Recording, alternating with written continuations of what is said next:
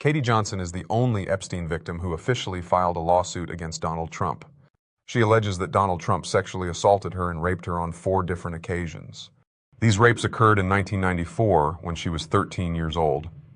Katie's original lawsuit, filed in California, was thrown out by the judge. She had filed a civil rights suit but failed to actually state an applicable civil rights claim.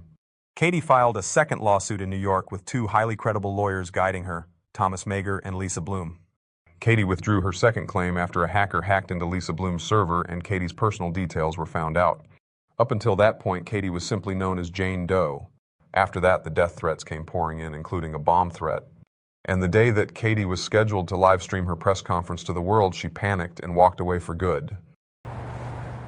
Jane Doe has received numerous threats today, as have all the Trump accusers that I have represented. She is living in fear.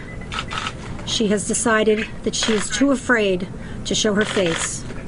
She's been here all day, ready to do it, but unfortunately, she is in terrible fear. Katie gives a vivid and horrifying description in her sworn affidavit of the 4 encounters she had with Donald Trump. None of Katie's allegations have ever been debunked, nor has she ever retracted any of her statements. The only reason that she didn't follow through with her lawsuit was because of the barrage of death threats that she faced by Trump supporters. In 2016, Katie gave an interview to the British tabloid, the Daily Mail. She gave graphic details of her encounters that are all confirmed in her affidavit. The Daily Mail also confirmed her story with a witness to all the encounters, Tiffany Doe, an Epstein recruiter and coach who witnessed all of the encounters.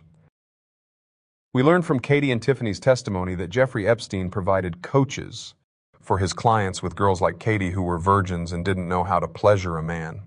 The coach would sit in on the session and guide the victim according to the client's instructions. For normal-minded people, it is impossible to process this kind of depravity. But both the victim and her witness have sworn in an affidavit to the validity of these encounters, under the threat of perjury for making a false statement. During our first encounter, Mr. Trump didn't really talk to me at all. He spoke at me, but he was talking to Tiffany more, telling her what he wanted me to do. I thought he felt like he was too good to even speak to me. Tiffany told me what I needed to do. Anything he did say to me wasn't that great. Like, you need some work. I was 13. I didn't know what I was doing.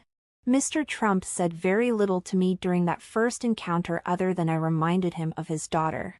After I finished the sex act, he made a comment that I wasn't great, before putting on his pants.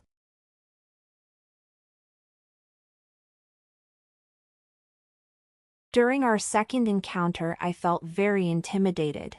Mr. Trump made a comment that I wasn't doing it right, that I needed to take classes. He continued to let me do it. He didn't tell me to stop. He said something to Tiffany a couple of times, like tell her to go faster.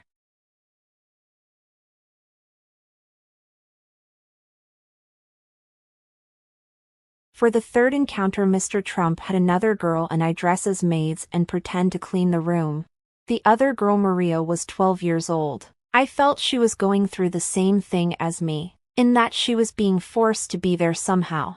So we cleaned and then very clumsily kissed, and Mr. Trump caught us making out on the job as part of the role play. Mr. Trump then ordered us to carry out a string of sex acts on each other and on him. After he finished, he said we both could have done it better and then left. We never saw him again that night.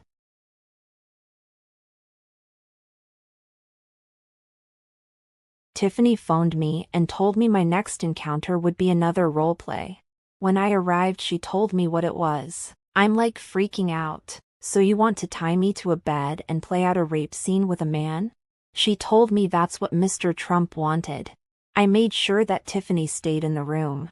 Mr. Trump had agreed reluctantly to allow her.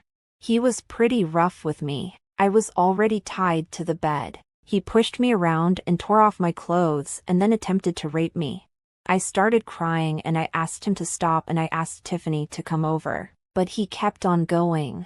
Tiffany tried to intervene, but she was pushed away.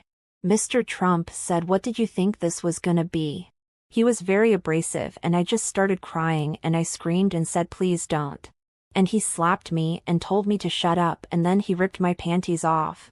After he finished, He got up and started putting on his clothes. He was disgusted by the fact I was crying. Mr. Trump didn't use a condom and I was worried about getting pregnant. He basically said that I should be proud that he would even allow me the opportunity, and if I got pregnant I could get an abortion. With that he threw $400 onto the floor. Tiffany made clear she wasn't happy with him. And then Jeffrey Epstein came in and he saw that there was money on the floor and got mad. He asked if I had asked for the money and said that he was going to be the one to pay me and said it wasn't mine to take.